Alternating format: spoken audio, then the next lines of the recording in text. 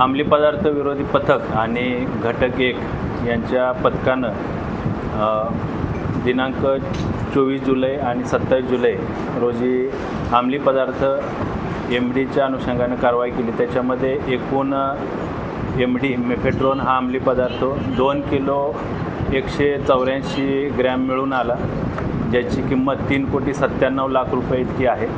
अंमली पदार्थ विरोधी पथकाचे पोलीस हवालदार हरीश तावडे यांना गोपनीय माहिती मिळाली होती की इरफान शेख राहणार उलवे तालुका पनवेल जिल्हा रायगड हा ठाण्यामध्ये MD मेफेड्रोन हा अंमली पदार्थ विक्रीसाठी येणार आहे। तर त्या अनुषंगाने सापळा कारवाई आयोजित करण्यात आली। त्यामध्ये अंमली पदार्थ विरोधी पथकाचे पोलीस निरीक्षक राहुल मस्के यांनी ACP घोरपडे यांच्या पर्यवेक्षणामध्ये त्यांच्या टीमने सापळा कारवाई आयोजित केली। त्याच्यामध्ये इरफान शेख याला ताब्यात घेतले। त्याच्याकडून 1 किलो 522 ग्रॅम MD हा अंमली पदार्थ जप्त करण्यात आला, ज्याची किंमत 3,04,00,000 आहे।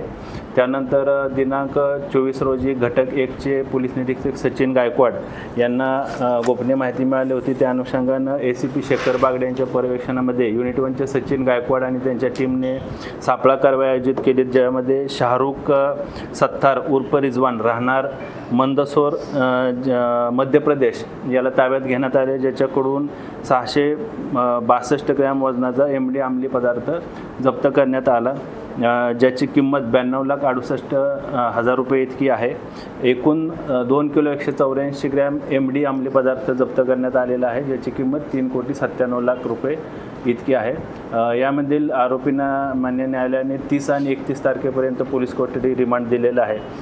मध्य प्रदेश येथून जो आरोपी MD विक्रीसाठी आला होता त्या अनुषंगाने देखील पोलीस टीम गुन्हे शाखेचं पथक हे मध्य प्रदेश आणि त्या अनुषंगाने जो माल मध्य प्रदेशमधून आलेला आहे तो कुठून आलेला आहे, कुठं बनवला गेला आणि इथं ठाण्यामध्ये किंवा मुंबई परिसरामध्ये कुणाला विक्री करण्यासाठी आला होता त्या अनुषंगानं तपास त्याचा सुरू आहे। त्याचबरोबर अंमली पदार्थ विरोधी पथकानं जो आरोपी पकडलेला आहे हा राहणारा उलवे तालुका पनवेल जिल्हा रायगड इथला आहे।